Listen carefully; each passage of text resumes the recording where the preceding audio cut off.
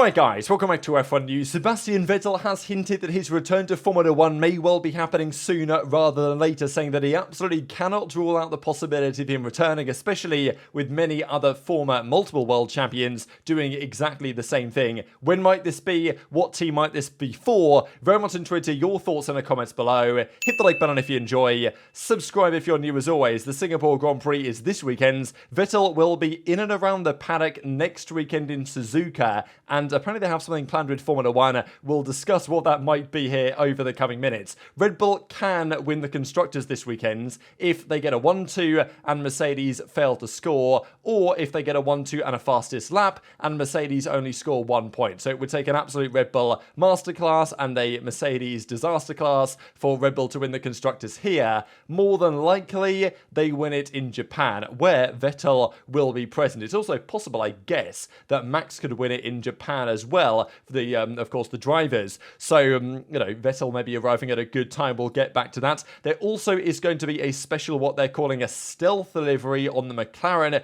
Not maybe as pretty, I don't think, as the chrome one, or at least as iconic, but, they had a few races ago, but nonetheless, it's kind of nice. And the McLaren could well be quite competitive this weekend, is the word on the street as it stands. Now, lots of talk about drivers lately, where they're going to go, especially from Liam Lawson and really the AlphaTauri side of the equation in general, because it's tough to say what they're going to do. The Ricciardo injury has opened up the door massively to Liam Lawson to get a seat for 2024, but who might he be coming in for in his place? Is it going to be for Ricciardo next year, or is it going to be for Yuki Tsunoda? Now, Danny Rick is going to be in Singapore for engineering purposes, but Lawson, of course, will be racing in his place, and probably the same thing in Suzuka is our present understanding. But the latest rumour is that Tsunoda of the three is possibly the most likely to be gone. This, if this is going to be true, feels very harsh on Yuki. I think he's done a stellar job this season in that car,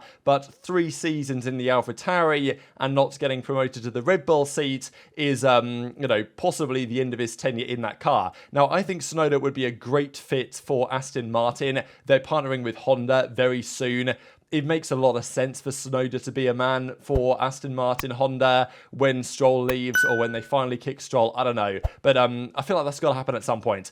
Supposedly, though, Tsunoda might become Red Bull's reserve driver next year, and it might be Ricciardo and Lawson as the lineup, with either Perez staying at Red Bull, or if they can get Norris, that's apparently what they're going to try and do. Zhou as well, supposedly a breakthrough's been made that he's going to stay at Alfa Romeo going forwards. He's another potential candidate for definitely, well, it's going to become Audi, isn't it? And this is where we're going to dive into this Sebastian Vettel discussion right about now. So Vettel and Formula 1 are planning something for the Japanese Grand Prix. We know that Vettel was an absolute maestro at Singapore as well, so kind of a shame to not have him competing at Singapore this weekend. But there's something special they're planning here with F1 during the Japanese Grand Prix weekends. He actually says that he's a bit nervous for this planned special event. He drove the RB7, was it, around the Nürburgring just the other day, and is keeping himself in, as he says to Martin Brundle here in a second, relatively good race fitness. He's not,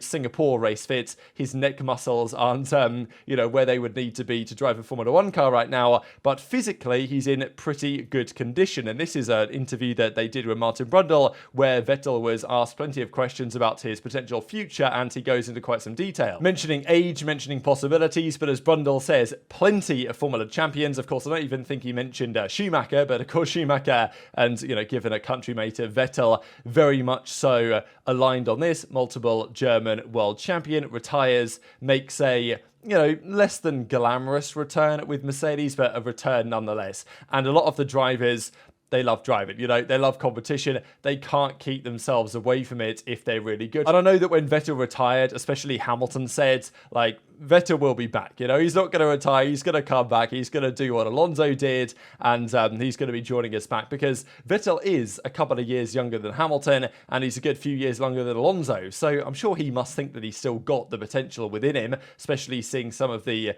questionable talents that we kind of have on the grid at the moment in some decent cars. We mentioned Stroll a couple of minutes ago in an Aston Martin that's pretty good now. That Vettel, of course, left that seat last year to call it a day, and then their car car all of a sudden gets quite good at getting podium. So Vettel must be a bit gutted about that. But yeah, he says straight up, he can't say no to this, and it's definitely not off the cards. Who came back? Prost, Lauda, Everybody. Who came back? Mansell, Most, Alonso, Raikkonen. I mean, you'll come back, won't you?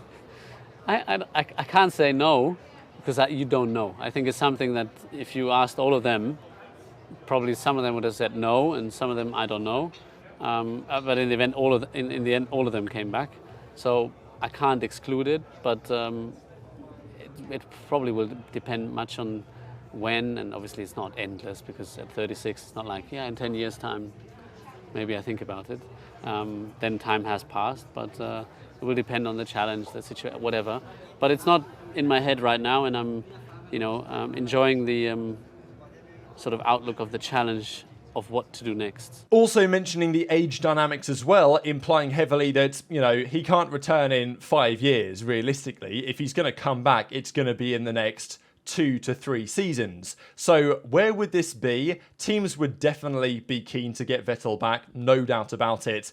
To me, the most sense is the Audi project. The Audi project starts in 2026, where Vettel will be 38, 39, and if there's one German driver you would want really to head up that program for at least the first year or two, that just makes the most sense to me. I'm pretty sure Audi will try their best to get Vettel out of retirement. That's the rumour, that they're going to try. Now, Carlos Sainz might go there as well. They have relationships, the Sainz family, with Audi. Mick Schumacher as well has got to be a candidate, but Audi have been quite clear. If you guys aren't familiar, they're taking over Sauber basically, and Alfa Romeo Sauber is quite quickly. It might still be Alfa Romeo Sauber next year, but it's then going to be Sauber, and then it's going to be Audi Sauber from 2026 with the Audi engine in the car, and they've been very straight up that they do want a German driver to head that project. Vettel is the guy I'm sure they would want ideally, and he still seems to believe that he's got what it takes. He's keeping himself in decent enough fitness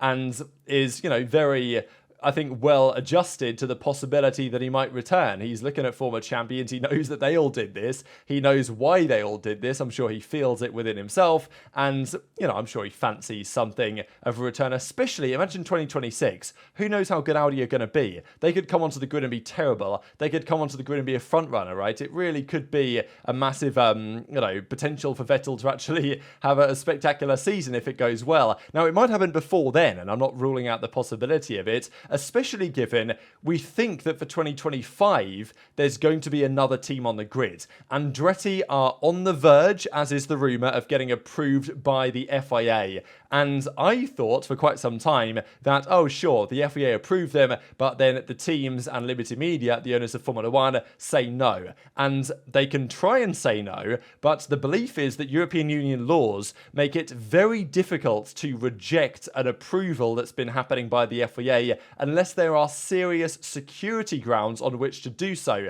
The only other solution around this for Formula One management would be to, and this is a legitimate solution, it's 0.0% one chance this happens, whatever.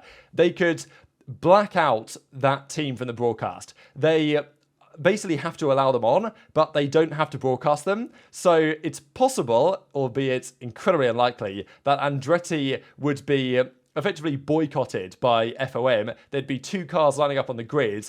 That wouldn't be any of the camera shots. I don't know what would happen if that car was to be on pole, or if the driver was to get a podium or something. So, that's not going to happen. But this is the issue, that Liberty Media can refuse to broadcast Andretti, but they are going to have a very difficult time saying no to them. So it seems to me that it's actually a very likely chance now that we have 11 teams on the grid in 2025. The teams will make a new Concord agreement. There will be an amount of money that Andretti will be expected to pay, but it seems very likely this is a good chance. And if there are 22 seats on the grid come 2025, that opens an additional door for Vettel either there or elsewhere. So very much intrigued your thoughts on all that stuff in the comment section below. Just to mention here this weekend, Mercedes are seemingly quite confident they're going to be good. They believe this is maybe their best chance of beating Red Bull this weekend, and I think a lot of teams feel the same way, because Red Bull's race pace is so insane that keeping them at bay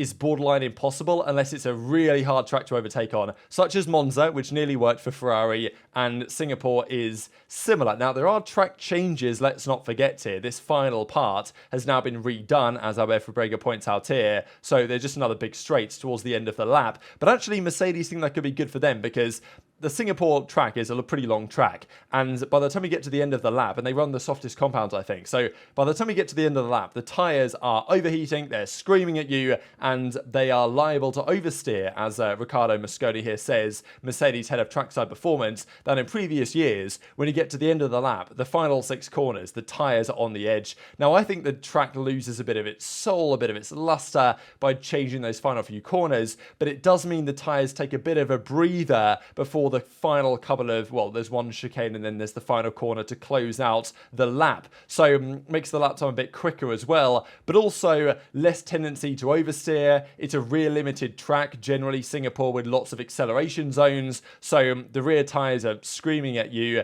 and when you get to the end of the lap, they struggle a bit. Now, if there's one issue the Mercedes has, it's oversteer. The rear end of the car likes to step out all the time. So the likelihood is that the new format might reduce that weakness at the end of the lap. I think that's maybe what Mercedes are thinking. So we'll see if it actually makes any difference or whether Red Bull just run away with things. And just one final comment on the day I thought was, it's hilarious in one way, but it's also quite remarkable. So you guys, I'm sure, are aware at this point that Felipe Massa is attempting a legal challenge to effectively be considered the winner of the 2008 Formula 1 World Championship. We've discussed it at length. Now, this actually started with Bernie Ecclestone saying that, well, if we had the information we knew at the time, we should have boycotted that race. We should have, nullified the Singapore Grand Prix Crashgate scandal, and therefore Massa would be champion. But then Bernie said, no, actually, I don't remember making any of those comments. And he's also then gone on a rampage today and said that the Massa clan is only in it for the money, but the chances of that are zero. Lawsuits against the FIA could have been filed by Hamilton with Mercedes after the not very clean 2021 finale in Abu Dhabi.